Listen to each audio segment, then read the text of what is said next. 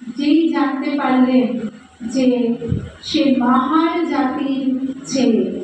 মাহার জাতি একটি নিম্নবর্ণের জাতি।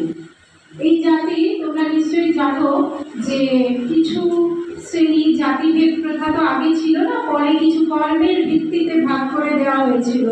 কিছু মানুষকে কাজ দেওয়া হয়েছিল যে রাস্তাঘাটের আবর্জনা পরিষ্কার করা বা কোথাও কোনো ময়লা থাকলে সেগুলোকে পরিষ্কার করা, এমনকি মানুষের বর্জ্য পদার্থ মলমূত্র দিয়ে পরিষ্কার করা। আমরা যাদেরকে সাধারণত ম্যাথর শ্রেণী বলে থাকি, মাহার হলো কিছুটা সেই রকম শ্রেণী। যদিও এই ছেলেটির বাবা কিন্তু কোনোদিনই এরকম কোনো কাজ করেনি। তা যাই হোক, ছেলেটিকে বলা হলো, শিক্ষক মহাশয় বললেন তুমি ক্লাসের বাইরে বেরিয়ে যাও বা ক্লাসের চৌকাঠের কাছে গিয়ে বসো। বন্ধুদের সঙ্গে তুমি কারোর সঙ্গে তুমি বসতে পারবে না, কারণ এখানে সব উচ্চ বর্ণের ছেলেরা বসে আছে, উচ্চ বর্ণের হিন্দু সম্প্রদায়ের ছেলেরা। তাকে তিনি বাধ্য হলেন, ছেলেটি বাধ্য হলো একটি চট পেতে দরজার কাছে এক কোণে বসে থাকতে। তোমরা চিন্তা করো, তোমাদের ক্ষেত্রে এরকম বলে তোমাদের কি মনে হতো? তিনি কিন্তু সেখানেই বসলেন। সেখানে বসেই তিনি পড়াশোনা করতেন। ক্লাসে সবার থেকে তিনি পড়াশোনায় ভালো ছিলেন, কিন্তু তার বসার আসন ছিল নিচে এক কোণে চট পেতে। সেই চট কেউ স্পর্শ করতো না। যদি জল তেষ্টা পেত, তোমরা কারো কি জল তেষ্টা পেলে যেখানে চলে যাও, যেখানে হোক, তোমরা সকলেই জল নিচ্ছ, একসঙ্গে জল নিচ্ছ, এও জলের বোতল থেকে জল খাচ্ছ। আর সেই ছেলেটি এবং তার দাদার, তখন তো এরকম ওয়াটার সিস্টেম ছিল না, পুজো রাখা থাকতো স্কুলে, সেই পুজোতে হাত দেওয়ার কোনো অধিকার ছিল না। জল খুব তেষ্টা পেলে সকলের কাছে অনুনয় বিনয় করতে হতো, আমাকে একটু জল দাও, আমাকে একটু জল দাও। কারণ দয়া হলে সেইখান থেকে জল নিয়ে ওপর থেকে ঢেলে দেওয়া হতো তার হাতের আঁচড়ায় বা গলায়। সেইভাবে তিনি কিন্তু পড়াশোনা করেছেন। শুধু স্কুলে নয়, স্কুলের বাইরে গ্রামেও কোনো নাপিত তাদের চুল কেটে দিত না। বাধ্য হয়ে বাড়ির বোন বা দিদিদের কাছ থেকে চুল কাটতে হতো ছেলেটিকে বা তার দাদাদেরকে। তারা 14টি ভাই বোন, সবার শেষ হলো এই ছেলেটি, মানে একদম কনিষ্ঠ সন্তান।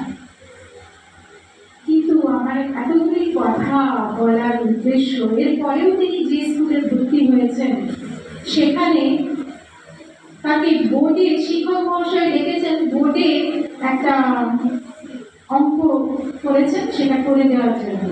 ছেলেটি উঠে গিয়ে বোর্ডে অঙ্ক করল। সঙ্গে সঙ্গে প্রতিবার ক্লাসের সমস্ত উচ্চ বর্ণের ছেলেরা বলল, তখন তাদের বোর্ডের পেছনে একটা জায়গা থাকতো, সেই জায়গাতে তাদের টিফিন রাখা থাকতো। বললো বোর্ড স্পর্শ করেছে মানে আমাদের টিফিনের বক্সের সঙ্গে ছোঁয়াছুড়ি হয়ে গেছে। অতএব সমস্ত টিফিন ফেলে দেওয়া হলো। কতটা অপমান হলো, কত বড় অপমান। এবার আমার বলার কথা যেখানে, সেখানে বলছি, এত অপমানের পরেও আমরা তোমরা বলে কি করতাম? কেঁদে ভাসাতাম, স্কুল ছেড়ে দিতাম, তাই তো? স্কুলে পড়বো না, ঘরে গিয়ে কাঁদতে বলতে স্কুলে পড়বো না, বাবা আমাকে স্কুল থেকে ছাড়িয়ে দাও, আমি ঘরে বসে পড়বো।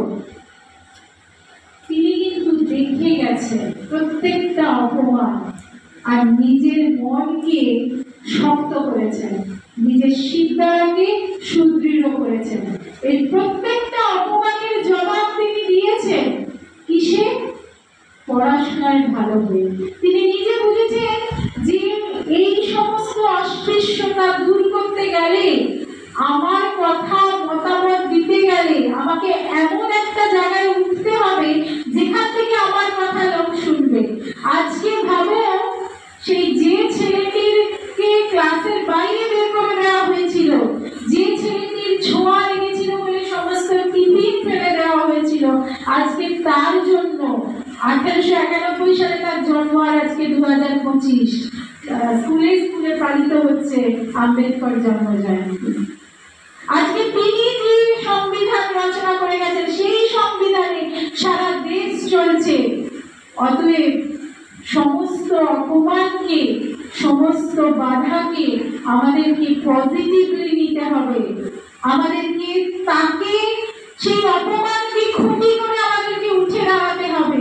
আমি বলেছিলাম না যে জীবনী পাঠের সার্থকতা কোথায়? জীবনী পাঠের সার্থকতা হলো ওইখানে, যে কিভাবে কতটা অপমানের পরেও তিনি উঠে দাঁড়িয়েছিলেন। বড়দি একটু আগে বলে গেছেন যে কিভাবে তাকে গাড়োয়ান গাড়ি থেকে নামিয়ে দিয়েছিল। তিনি আর তার দাদা, তারা তখন 9-10 বছর বয়স, বাবার কাছে ছুটিতে যাচ্ছিলেন গোরেগাঁওতে। স্টেশনে নামার পরে তাদেরকে গাড়ি করে, গরুর গাড়ি করে যেতে হবে। তখন গরুর গাড়ি, যেই গরুর গাড়ির লোকেরা জানতে পেরেছে, একটা গরুর গাড়িতে উঠেও পড়েছিলেন, যেই গরুর গাড়ির গাড়োয়ান জানতে পেরেছে যে জাতিতে মাহার, সঙ্গে সঙ্গে গাড়ি থেকে নামিয়ে দিয়েছে। কোনো গাড়ি তাদেরকে নিয়ে যেতে চাইছে না, অথচ অত দূরের রাস্তা যাবে কি করে? শেষ পর্যন্ত অনেক অনুনয় বিনয় করে গাড়োয়ান নিয়ে যেতে রাজি হলো, কিন্তু বলল আমি তোমাদের সঙ্গে গাড়িতে উঠবো না, গাড়ি চালাবো না, কারণ তোমাদের সঙ্গে গাড়িতে উঠলে আমি তো অস্পৃশ্য হয়ে যাবো, আমি অপবিত্র হয়ে যাব। গাড়োয়ান হেঁটে হেঁটে গেল, গাড়ি চালিয়ে নিয়ে গেল ওই ছেলেটির দাদা। ওই ছেলেটি হলেন ডক্টর ভীমরাও রামজি আম্বেদকর। আজকে কি অবস্থা থেকে তিনি কোন অবস্থায় নিজেকে উত্তরণ ঘটিয়েছেন। অতএব সবসময় ভাববে আমাদের জীবনে বাধা আসবে, অনেক